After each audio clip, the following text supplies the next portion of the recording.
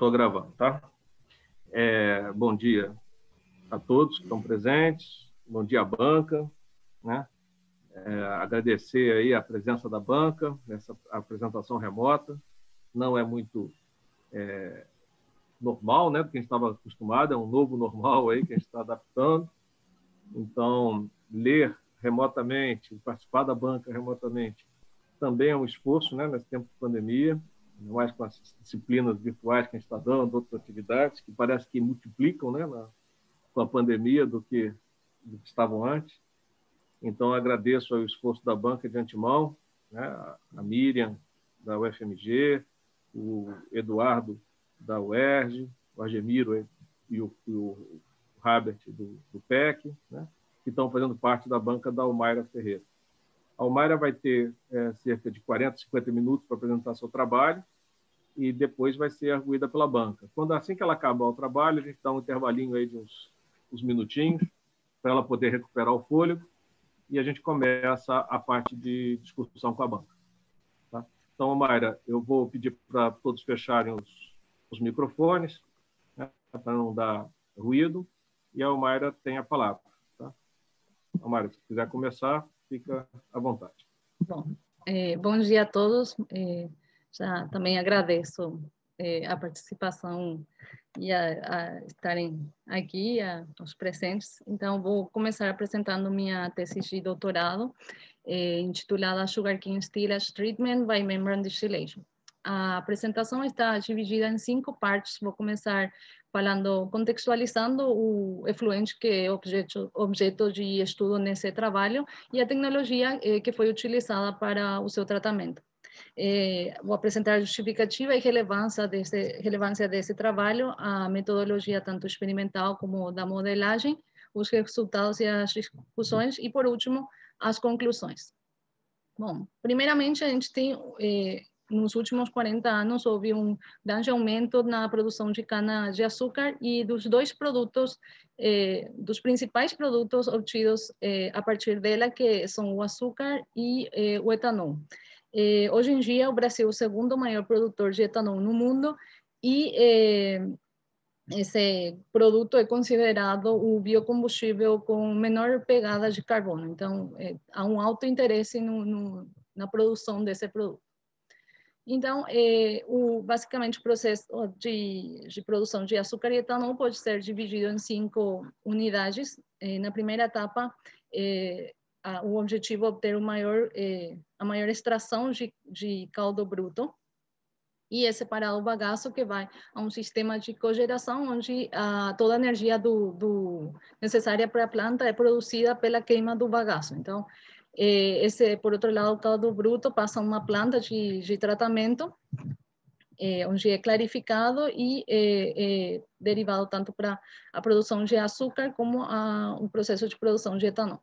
Na produção de açúcar, ele é concentrado por evaporação e, posteriormente, passa por um cozimento e os cristais são separados por centrifugação. Então, por um lado, temos o açúcar e, por outro lado, o melaço, que é misturado com o caldo clarificado para formar o mosto, que é fermentado no processo de produção de etanol para converter os açúcares em álcool e, posteriormente, isso é destilado, onde na coluna de destilação, no topo, a gente obtém o etanol como uma mistura azeotrópica e no fundo a gente obtém o vinhoto, que é o efluente que a gente vai estudar. Aqui também a gente pode observar que essa planta é intensiva no consumo de água, então também há um alto interesse de economizar água no processo. Por cada tonelada de cana-de-açúcar são obtidos mais ou menos 268 quilos de bagaço, 50 quilos de açúcar e 46 litros de etanol. E isso dá aí em torno de 550 litros de vinhoto, fazendo uma relação de entre 12 a 20 litros de vinhoto por cada litro de etanol. Então, é um grande volume que precisa ser disposto.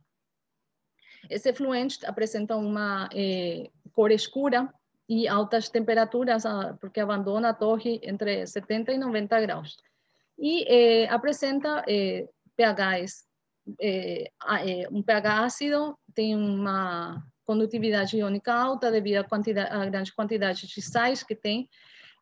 Além disso, também temos alto conteúdo de sólidos e alta carga orgânica devido principalmente a ácidos voláteis, a álcools e a açúcares. Vários tratamentos têm sido testados para esse efluente. Entre os tratamentos biológicos, a digestão anaeróbica é a mais estudada para a produção de biogás, mas ela requer longos períodos de retenção. O vinhoto vai precisar ser resfriado até pelo menos 40, 50 graus, e a eficiência vai depender altamente da alimentação. Às vezes, inclusive, é necessário adicionar algum substrato no processo. Enquanto aos tratamentos físico-químicos, também os tratamentos convencionais têm sido testados, como os oxidativos, e eles apresentam alta remoção de contaminantes, porém requerem um excesso de reagentes com geração de lodos e altos custos operacionais. Enquanto à fertirrigação, ela aqui é colocada como um tratamento, mas bem é uma disposição. Ela é a mais utilizada aqui aí no Brasil. Então, ela é utilizada pelas características que tem o efluente, tem nutrientes que podem servir para o crescimento, e se ela é racional e dosada apropriadamente, pode trazer benefícios econômicos. Porém, nos últimos tempos tem sido bastante questionado o efeito que possa ter a aplicação desse componente, desse efluente no solo, porque pode causar problemas de salinização, e isso também chama a atenção que a legislação que se utiliza para estabelecer a dosagem, ela tem como único critério o conteúdo de potássio. Então, o vinhoto é muito mais complexo do que só potássio, e aí todos os efeitos não podem não estar sendo considerados. E ele está restrito a áreas próximas, devido ao grande volume de água que ele contém. O custo de transporte limita a distância até onde pode ser aplicado. A concentração, tanto térmica como por membranas também, por membranas no caso da osmose inversa, são propostas também para diminuir, sobretudo, o conteúdo de água, a concentração térmica inativa, os micro-organismos, mas as colunas, tudo feito de aço, então tende a sofrer incrustações e corrosão, e tem um alto requerimento energético quando comparado com a osmose inversa. E a osmose inversa apresenta as vantagens dos processos de separação por membranas, com alta eficiência de remoção, ótima relação custo-benefício, operação simples, a água tratada pode ser completamente recirculada no sistema, e o concentrado pode ser utilizado para fertilizantes, com uma diminuição do custo de transporte como alimento para animais ou para a produção de biogás, numa etapa subsequente, né? Aí, o problema está nas altas pressões de operação necessárias para vencer a pressão osmótica da solução sendo tratada, e outros problemas de polarização de concentração e incrustações. De forma geral, a concentração por membranas está em torno até 15 graus Brix, e a térmica pode chegar bem a 25 graus Brix, e precisa uma integração térmica para conseguir chegar a altas concentrações. E aqui, só para ilustrar o espaço que ocupa um evaporador de múltiplo efeito e um sistema de osmose inversa que é muito mais compacto, né? Daí surge a proposta de utilizar a destilação por membranas também como uma forma de tratar o vinhoto para concentrar ele. E a destilação é um processo de separação por membranas ativado termicamente, onde uma membrana microporosa hidrofóbica é utilizada, e a força motriz é dada pela diferença de pressão de vapor entre os dois lados da membrana. Ela se caracteriza por ter uma boa concentração de componentes não voláteis e permite a separação de componentes voláteis. Tem sido amplamente estudada para a dessalinização de águas de mar, águas salobras e águas residuais. Entre as vantagens, podemos citar que opera a temperaturas menores que a destilação convencional e isso permite que seja possível utilizar fontes de energia de baixa ou fontes de energia alternativas como a energia solar ou geotérmica. Quanto à pressão hidrostática, é menor, isso também, que, por exemplo, a ósmosis inversa, e isso faz com que as membranas e os módulos tenham um menor requerimento mecânico. Então, pode ser feito de plástico e isso também evita problemas de corrosão. Opera com altas concentrações de solutos porque ela não está limitada pela pressão osmótica, a força motriz é a pressão de vapor, e tem um alto percentual de rejeição de componentes não voláteis. Porém, tem algumas limitações. A primeira delas é a falta de membranas de alto desempenho, o que tem feito que essa tecnologia ainda não tenha sido escalada a um nível industrial. E é relatado um alto consumo energético devido a que a alimentação precisa ser aquecida para elevar a temperatura e criar a força motriz do processo. Porém, se a gente tem um efluente que já tem uma alta temperatura, essa limitação pode diminuir um pouco. Bom, existem 4 configurações básicas da destilação por membrana, segundo a forma que a força motriz é alcançada. Porém, eu vou focar na destilação por membranas por contato direto, que é a de operação mais simples, a mais utilizada e a que foi utilizada nesse trabalho. Aqui está representada uma membrana, a seção transversal de uma membrana microporosa hidrofóbica, o que implica que não há molhamento nos poros.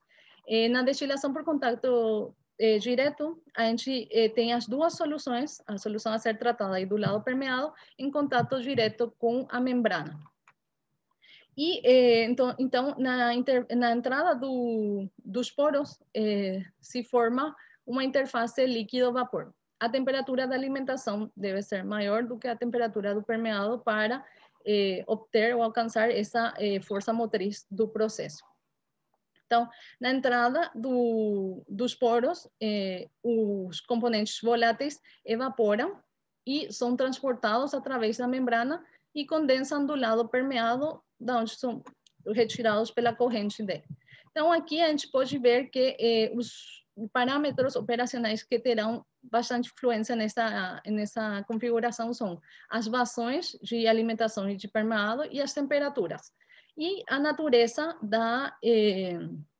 do efluente ou da solução a ser tratada.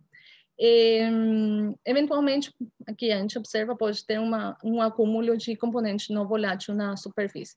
Enquanto às características da membrana, também é importante a espessura da membrana, parâmetros como a tortuosidade, a porosidade e o tamanho do poro, até o material do qual é feita a membrana vão ter influência no processo. Então, daí a gente vê, como foi mencionado, o Brasil é o segundo maior produtor de etanol no mundo, com mais de 35 milhões de metros cúbicos produzidos na safra 2019 e 2020. Isso dá mais de 427 milhões de metros cúbicos de minhoto que precisam ser dispostos, no mínimo, fazendo uma relação de 1 a 12. No Brasil, ele é utilizado na fertilização com as limitações ou os efeitos que ainda estão sendo determinados do que essa prática possa ter. Por outro lado, a gente tem a destilação por membranas, cuja limitação tem sido o alto consumo energético quando a alimentação precisa ser aquecida. Então, daí a gente pode pensar que se a gente tem um efluente que está abandonando a torre de destilação a temperaturas entre 70 e 90, essa limitação a gente já não teria. Então, daí, o objetivo desse trabalho é investigar o processo de destilação por membranas para o tratamento de minhoto e a integração desse tratamento com a planta de produção de etanol. Para isso, primeiro, os objetivos específicos são avaliar o fluxo permeado estudando as diferentes variáveis do processo, avaliar a eficiência de remoção dos diferentes componentes presentes no vinhoto, determinar as propriedades físicas como função da concentração, desenvolver um modelo matemático para a simulação do processo e validar esse modelo com os dados obtidos experimentalmente, avaliar a viabilidade energética da integração e realizar um estudo econômico preliminar para determinar o custo do tratamento. A partir daqui, vou apresentar a metodologia utilizada na parte experimental e na parte de modelagem matemática. Bom, essa aqui seria uma representação esquemática do processo de destilação por membranas. A gente tem uma solução de alimentação que é bombeada, passa por um aquecedor e encaminhada para o módulo, onde ingressa nesse caso, por dentro das fibras e é recirculado. Do outro lado, a gente tem uma solução que inicialmente é água e, à medida que o processo passa, vai ter também os outros componentes voláteis presentes na alimentação. E aqui temos a corrente é resfriada, passa por fora das fibras e retorna. E para calcular o fluxo é utilizada uma balança que permite medir o aumento da massa com o tempo do teste e pela área da membrana. A membrana utilizada nos experimentos é um módulo comercial da Microgym, que tem tubos de polipropileno, são 40 tubos, isso dá uma área de permeação de 0,1 metros quadrados. A metodologia experimental incluiu o estudo das variáveis de operação, tanto temperaturas e vazões do lado da alimentação e do permeado, e foi primeiramente testado o sistema com água dos dois lados da membrana. Posteriormente foi preparada uma solução de vinhoto sintético que contém sacarose e etanol, ácido acético e sais, diferentes sais, que são comuns no vinhoto. E, por último, foi testado uma amostra de vinhoto industrial. Todas as correntes foram caracterizadas por diferentes técnicas e para determinar a remoção ou a concentração dos diferentes componentes. E, por último, na parte experimental, foi feita a determinação das propriedades físicas do vinhoto para serem utilizadas essas propriedades no modelo desenvolvido. Enquanto ao modelo, a gente considerou uma fibra, resolveu o problema para uma fibra, e o processo de transferência de calor e massa para uma fibra, e considerou que tem o mesmo desempenho nas outras fibras, então, no caso, as 40 fibras. A gente fez um modelo bidimensional, então temos o eixo axial e o eixo radial. Aqui estou mostrando o raio interno, externo e o raio da superfície livre. Então, a gente a alimentação foi por dentro das fibras e a água passava por fora. E a gente considerou o modelo da superfície livre, que considera que o centro das fibras coincide com os vértices de um triângulo equilátero, e o hexágono formado ao redor de cada fibra é até essa superfície onde o processo de transferência de calor e massa tem influência para uma fibra. E esse hexágono é substituído por um círculo de área equivalente, e o raio desse círculo é o que se conhece como, se utiliza como superfície livre, e ele leva em consideração, então, o empacotamento do módulo. As equações, de momento, não foram resolvidas, então os perfis de velocidade foram pegados da literatura para as direções axiais e radiais. Para estudar a transferência de calor, a equação de energia foi utilizada com algumas considerações, como estado estacionário, bidimensional, e as condições de contorno, aqui temos as condições de contorno para a alimentação que passa por dentro das fibras e para o permeado que passa por fora. Então, a gente tem que na superfície da membrana, o calor é igual ao calor na membrana, que está relacionado com o calor devido à transferência de massa, ou que acompanha aos componentes voláteis, e um calor que é considerado calor, calor por condução através da membrana, que é considerado calor, uma perda de calor no sistema.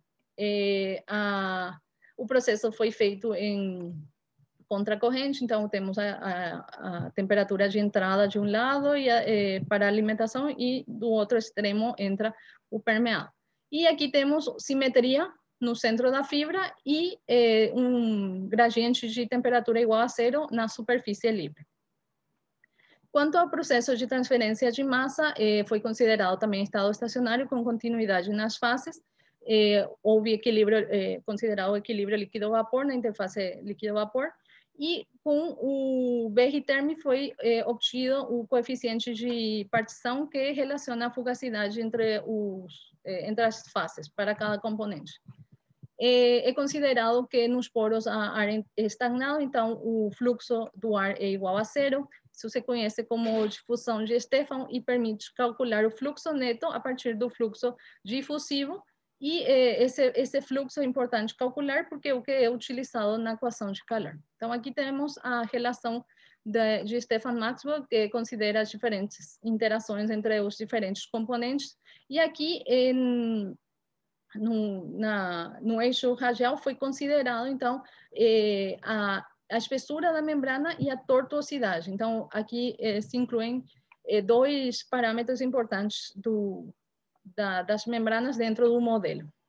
Essa relação é escrita de forma matricial, que fica dessa forma, e ao integrar nos limites e avaliar em eta igual a zero, a gente tem uma expressão que permite determinar, então, o fluxo neto.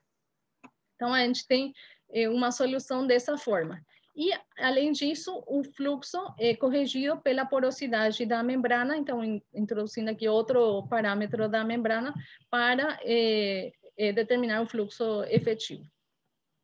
Isso permite, então, resolver o processo de transferência de massas dentro da membrana.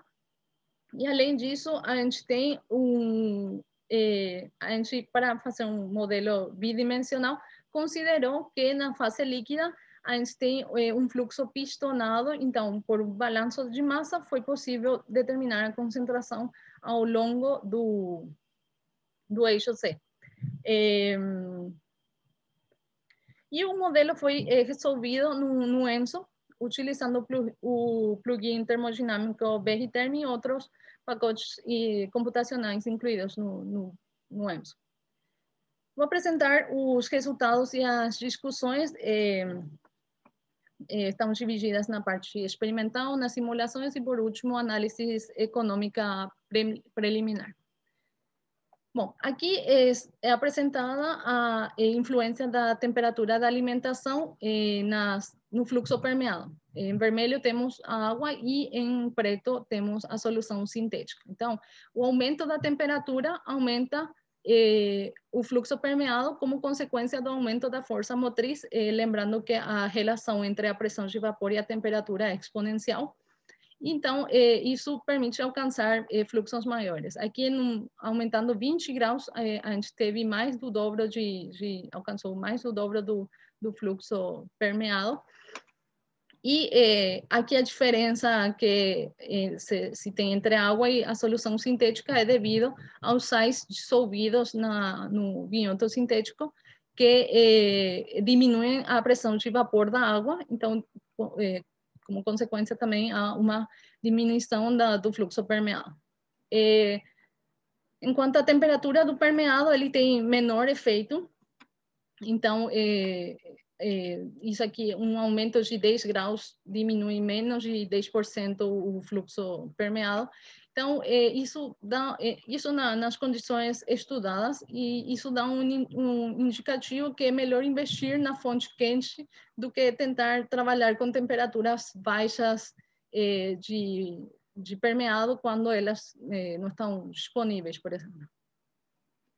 Enquanto à vazão da alimentação, também a gente observa que ela tem um efeito positivo no fluxo permeado.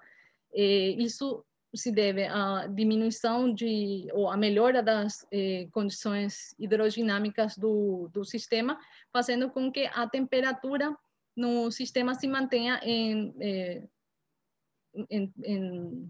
se mantenha uma maior temperatura ao longo do sistema e uma maior força motriz, então, alcançada. E enquanto a vazão do permeado tem menos efeito também. Então, a alimentação é o lado que tem mais efeito no sistema, no processo. Enquanto todas as correntes de todos os experimentos anteriores foram caracterizadas, e aqui na tabela se mostra a média delas. A gente tem a condutividade iônica e vê que o permeado apresenta uma certa condutividade, porém nenhum componente dos não voláteis está presente. Então, isso aqui pode indicar que não houve molhamento dos poros. E essa condutividade, então, pode ser devida, por exemplo, à presença de ácido acético. Esses componentes são os componentes voláteis presentes no vinhoto sintético. Então, a passagem deles era esperada. Então, isso também produz ou aumenta também o responsável pela carga orgânica que se mostra nesse efluente. Em relação a pH, inicialmente é utilizado água, e a água que recolhe os componentes voláteis presentes na alimentação. E então, inicialmente tem 6,5 de pH água e vai diminuindo com o tempo de experimentação, e também, novamente, o ácido acético pode ser responsável disso. Aqui temos uma imagem do vinhoto industrial e as amostras que foram pegadas, tomadas lá na unidade São João, uma planta de açúcar e etanol de álcool, localizada em Araras, em São Paulo. O vinhoto foi pré-tratado por ultrafiltração com um módulo comercial, e esse pré-tratamento foi realizado porque os equipamentos que a gente tinha no laboratório de trocador de calor, bombas, não são adequados para operação com soluções com alto conteúdo de sólidos em suspensão. Então, mas por esse motivo que foi feita a ultrafiltração para fazer os experimentos, porém também foi testado o vinhoto assim como recebido, sem pré-tratamento, e os resultados com tratado e pré-tratado, pré-tratado e não tratado, mostraram resultados similares. Aqui temos a caracterização do vinhoto, então temos uma alta carga orgânica. Os componentes que foram possível identificar foram etanol, ácido acético, sacarose e glicerol. Então, temos também pH ácido e alta concentração de sólido. Então, comparando com a literatura, essa é uma amostra representativa do vinhoto brasileiro. Bom, aqui a gente utilizou vazões maiores das que foram utilizadas com o vinhoto sintético. A gente já tinha visto o efeito que tem a vazão, então a gente conseguiu aumentar um pouco mais, até dobrar. E a gente vê um claro aumento do fluxo permeado. Isso é uma temperatura de 60 graus. À medida que aumenta a vazão da alimentação, então a gente observou uma diminuição entre a temperatura de entrada e de saída. Isso permite obter um menor consumo energético. O consumo energético é calculado dessa forma, onde essa contribuição é considerada igual a zero, que é a contribuição que é o calor necessário para esquentar, aquecer a alimentação desde a temperatura até a temperatura do sistema. Então, aqui, como era 60 graus, a gente pode considerar que isso não é necessário, e só foi considerado, então, essa queda de temperatura e o fluxo permeado. Então, também o efeito da temperatura foi estudado. A gente aqui, a 80 litros por hora, conseguiu obter 13 quilogramas por metro quadrado hora, e apesar de ter uma maior queda de temperatura devido à diferença de aqui 80 até 25 graus, é compensado pelo maior fluxo permeado e um menor consumo energético se tem no processo. Uma concentração de um experimento de longo prazo foi realizado. Aqui o aumento dos graus Brix foi alcançado uma concentração de 60 graus Brix, e aqui se observa a diminuição ou a queda do fluxo permeado, principalmente nessa faixa aqui, que é ao redor de 15, 20 graus Brix, que pode ser devida ao aumento as modificações nas propriedades hidrodinâmicas do biônto, como a gente vai ver na caracterização das propriedades físicas. Aqui, contudo, a queda foi de 1,7, 8, eu não lembro, mas foi uma queda do fluxo menor a 2, duas vezes, e quando a concentração aumentou 17 vezes. Então, uma queda relativamente pequena para um grau de concentração alto. A limpeza do módulo foi feita em 2 pontos, mas uma limpeza rápida de menor a 1 minuto, e descartando o permeado. E enquanto às condições em que foram feitos, as condições em que foi feita essa determinação, elas estão longe de ser ótimas. Essas condições foram por conta de limitações que a gente teve na troca de calor, manter um volume muito grande, que a gente tinha um volume muito grande sendo concentrado, então manter altas temperaturas, isso foi o que limitou um pouquinho aqui a temperatura, e sobretudo a temperatura. Então isso, mas mesmo assim a gente tem um fluxo permeado de 5,5, a mesma consideração do pH, ele diminuiu, a gente observou passagens de ácido acético para o lado permeado, alta rejeição de não voláteis, aqui também alta concentração, uma baixa condutividade iônica, e aqui a rejeição de DQO, ela é comparável com outros tratamentos utilizados para o biônto, sem a necessidade de requerer, por exemplo, um alto consumo de reagentes. E aqui a gente observa essa aqui, a alimentação, o concentrado do biônto e o permeado. O permeado tem aparência de água, ele tem um pouquinho de carga orgânica, mas,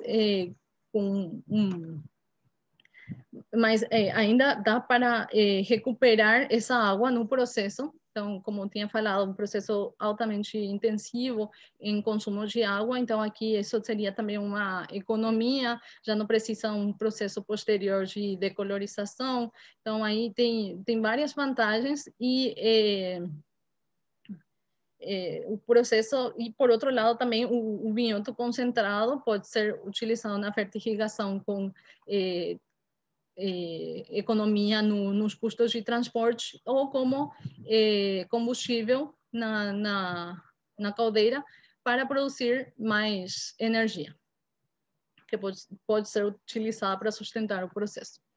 Então, algumas das propriedades do biônto que foram determinadas, por exemplo, o coeficiente de atividade de água, a gente vê uma redução com o aumento da concentração. Isso foi utilizado para corrigir a pressão de vapor da água. Enquanto a viscosidade como a densidade, elas aumentam com o aumento da concentração. Então, isso também eu comentei que justifica um pouco essa queda do fluxo permeado no processo de concentração. E também houve uma queda na condutividade térmica com o aumento da concentração, que pode ter influência no processo térmico. Aqui eu vou vou apresentar análises de sensibilidade, são resultados obtidos já na simulação. Aqui foi considerado um módulo igual ao módulo comercial, e foi considerado que a água passa nos dois lados da membrana. Então, a gente observa aqui a influência da temperatura da alimentação, que ela tem uma alta influência exponencial, e já o fluxo permeado, a temperatura do permeado, ela, a baixas temperaturas de alimentação, a queda é de mais ou menos 25%, porém, a altas temperaturas, a queda é de mais ou menos 7%. Então, de novo, é melhor investir na fonte quente do que se preocupar muito com a temperatura do lado permeado. Enquanto o Reynolds da alimentação tem um alto efeito, já o Reynolds do permeado tem um efeito menor. E a gente observa que chega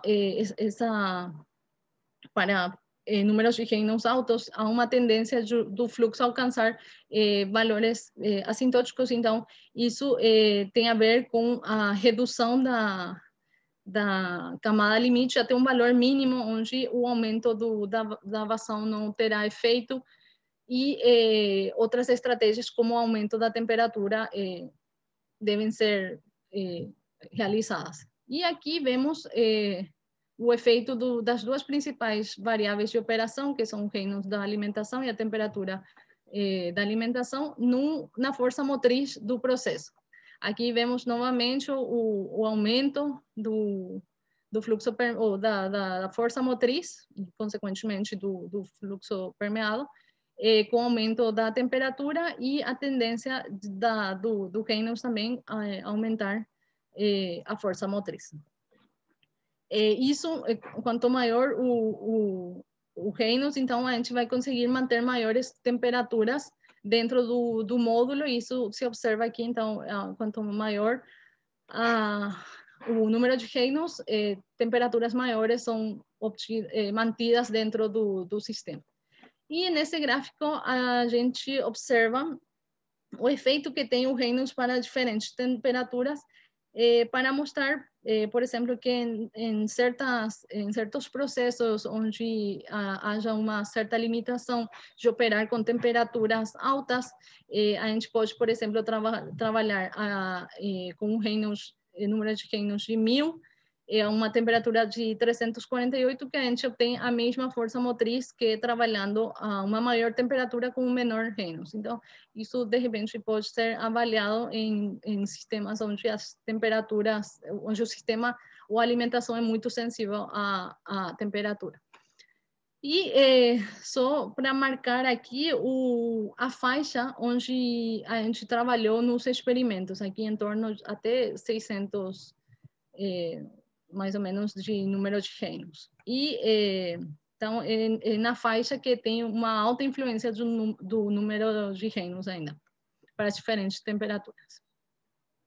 O modelo foi validado, aqui foi validado utilizando água, que são utilizando dados experimentais que foram obtidos nesse trabalho, e para essa validação foi necessária a estimação de um parâmetro, no caso foi escolhida a tortuosidade para ser estimada e para permitir o ajuste. A tortuosidade deu em torno de 1,61, que está dentro da faixa que é encontrada normalmente na literatura. Então, a gente observou um bom ajuste com essa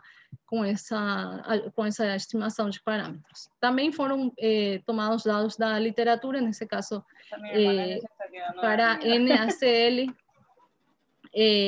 Então, aqui a gente vê, por exemplo, o ajuste dos dados experimentais obtidos por esses autores com o modelo. Então, tem um melhor ajuste a temperaturas menores do que a temperaturas maiores.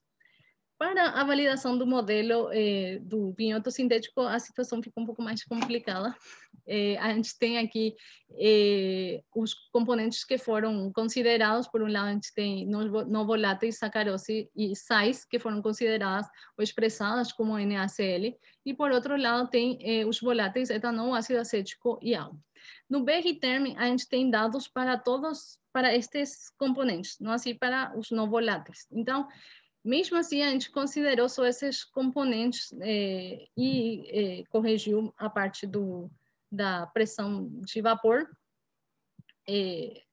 No caso do vinhoto real, industrial. Nesse caso aqui, a gente considerou esses componentes e testou diferentes modelos que tem no BR-Term, por exemplo, consideramos líquido ideal e o modelo de Unifac, ou líquido na fase gasosa, o modelo ideal, ou SRK.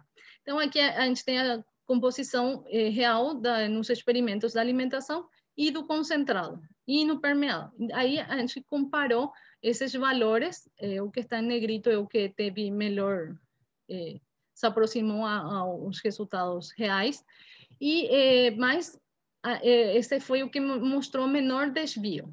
Não, ele não, em alguns casos, como no etanol, por exemplo, não representa exatamente, mas ele é o que se aproxima.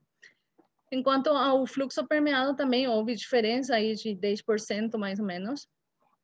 E essas diferenças podem ter sido devidas a algumas interações que não foram consideradas no modelo. Por exemplo, há uma hidrólise da sacarose devido a que se favorece a pHs baixos e altas temperaturas, dando frutose e glucose. E misturas na literatura, isso é reportado que misturas de água e etanol na presença de frutose tendem a reduzir a curva de saturação a temperaturas menores. Já na presença de sais, a seletividade do etanol é maior porque diminui a pressão de vapor da água. E o ácido acético também, na presença de açúcares, tende a volatilizar. Então, isso são interações que são encontradas na literatura que não foram consideradas nesse modelo, que é bastante simplificado nessa questão. Quanto à validação do binhoto industrial, a gente considerou, além desses componentes, glicerol, que foi identificado também no binhoto, na amostra que a gente teve na parte experimental. E, nesse caso, o BR-Term tem esses componentes. Então, também não houve houve algumas interações que não estão sendo consideradas, além do mais daqui estar sendo só considerado esses componentes voláteis, e a gente viu que o binhoto tem outros componentes que não tinham sido identificados. Então, precisa melhorar nesse sentido, e isso também fez com que as diferenças entre a simulação e a parte experimental façam uma subestimação dos valores de fluxo permeado.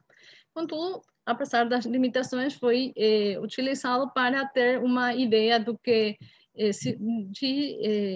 sobretudo na parte da concentração dos não voláteis, ele se mostrou bastante coerente. Então, aqui a gente começou a utilizar as características de um módulo comercial maior, que nesse caso as fibras são iguais que no modelo de laboratório, mas tem uma maior quantidade, e foi avaliada a influência que tem o comprimento do módulo. Então, aí a gente vê que aumentar o comprimento, isso, claro, não é prático na vida real. Então, só para ver o efeito, então, há uma queda do fluxo permeado, mas aumenta a vazão de permeação por conta do aumento da área. Então, com isso, a gente testou algumas configurações. Aqui foram colocados, por exemplo, 6 módulos em série. Cada um deles tem um sistema de aquecimento e refrigeração entre os módulos, e isso permite manter altos fluxos permeados, mas tem um alto consumo energético nessa configuração. Se a gente considera o caso em que nenhum sistema de aquecimento ou refrigeração é colocado, a gente consegue um fluxo menor, mas também tem um consumo energético menor. Nessa configuração, o que a gente consegue é diminuir aproveitar a energia que ainda tem a alimentação que está saindo dos diferentes módulos. Então, isso essa vantagem desse sistema. Além disso, o permeado também está saindo com alta temperatura, e isso é possível aproveitar aqui para pré-aquecer a alimentação. Então, com isso, a gente tem um consumo energético na ordem da metade do primeiro caso. Então, aí tem também a questão que tem que ser avaliado o custo que implica ter tantos aquecedores para manter uma alta recuperação, no caso aqui. Essas recuperações são muito baixas porque implicam sistemas de uma passagem só. Então, daí surge a possibilidade de usar o reciclo para aumentar a recuperação de água. Esse reciclo, aqui se mostra o consumo energético para diferentes temperaturas de alimentação dessa corrente antes de passar pelo aquecedor. E aqui temos em função do permeado, da vazão de permeação e da alimentação. Então, a gente tem um consumo energético aí em torno de 1.000.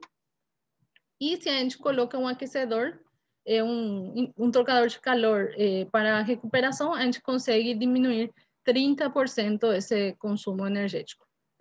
Porém, mesmo assim, o consumo energético dessa tecnologia ainda é relativamente alto comparado com os outros processos.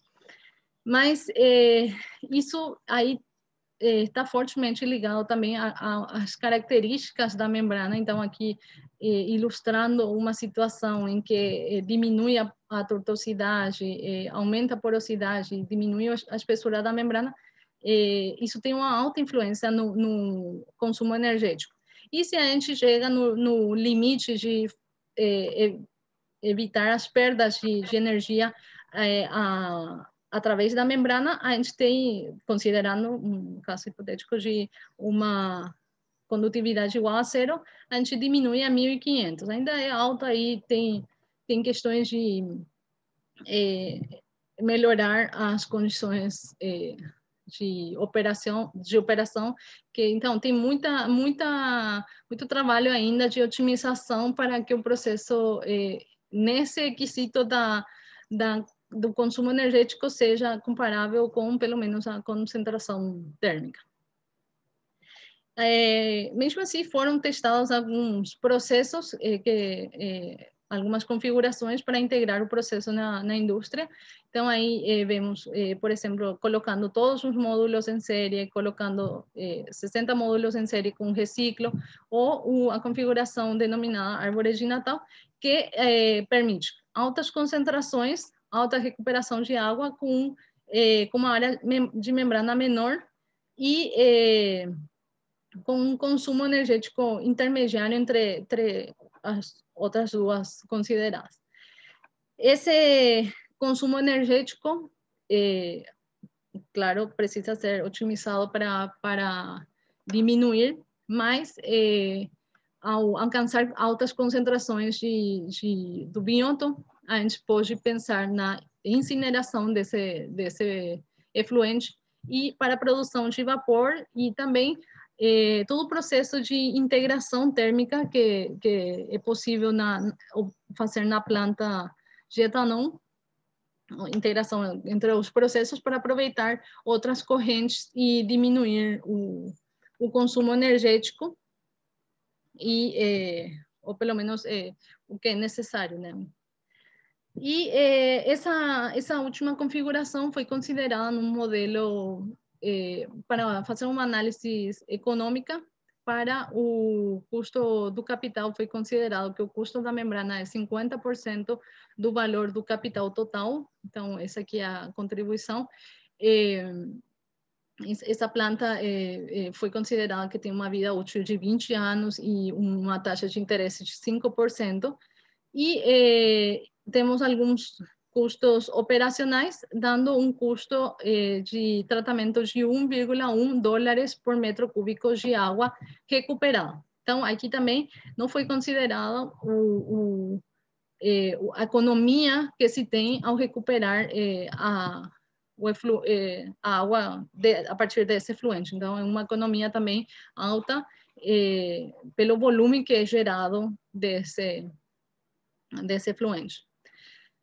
E fazendo uma comparação rápida aqui com alguns dados encontrados na literatura, então a gente vê aqui nesse trabalho aqui coloco uma faixa de 0,5 a 1,1, porque se a gente conseguir alcançar 13 kg metro quadrado hora e manter esse fluxo durante todo o processo, a área da membrana vai diminuir pela metade, então também o custo tem uma relação linear nisso. Bom, e apesar desse maior consumo energético, ainda dá para falar que a destilação por membranas apresenta as vantagens da osmose inversa, apesar de não ter o consumo energético baixo, que nem essa tecnologia. E, além disso, permite alcançar concentrações altas, e isso não tem não tem limitações com as pressões osmóticas, e ao ter concentrações aí em torno de 65, então isso pode ser usado como combustível na caldeira. Além disso, é possível utilizar fontes de energia alternativas, o que faz dessa tecnologia ser uma tecnologia amigável com o ambiente, uma tecnologia verde. E os requerimentos podem ser utilizados materiais plásticos, entre outras vantagens, por exemplo, não precisa, não tem um alto consumo de reagentes, ou não tem nenhum consumo de reagentes comparado com o tratamento físico-químico, por exemplo. E com isso, a gente tem aqui que as principais variáveis operacionais que têm influência no processo são a temperatura, a concentração e a vazão da alimentação. A gente viu que realmente a destilação se caracteriza por concentrar os não voláteis e separar, pelo menos parcialmente em muitos casos, os voláteis. A gente conseguiu determinar as propriedades físicas como função da concentração que foram implementadas no modelo. O modelo conseguiu descrever a influência dos principais parâmetros operacionais, porém tem algumas limitações em quanto à descrição das concentrações dos diferentes componentes.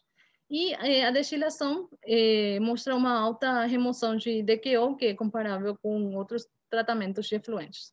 Com isso, a gente pode dizer que esse processo é adequado para ser integrado na planta de açúcar e etanol para a disposição do vinhoto. Então, a gente aqui vê que, colocando o processo, a gente consegue recuperar água e, por outro lado, o concentrado, que pode reduzir os custos de transporte para fertirrigação ou ser utilizado como um combustível.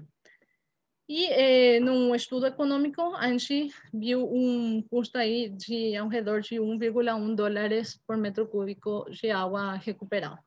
Então, isso é tudo. Muito obrigada. Quero agradecer muito ao PAN e a todas as pessoas que eu conheci lá. Então, e às agências de fomento também que permitiram que eu possa fazer esse curso. É isso. Obrigado, Mayra, pela apresentação. A gente vai passar para a parte de perguntas, mas a gente vai dar uns 5 minutinhos só para você beber um pouco d'água, recuperar o fôlego, e aí a gente começa com a parte de questionamento. Eu vou parar a gravação nesse minuto, depois eu retomo a gravação. Retomo a gravação da discussão com a banca.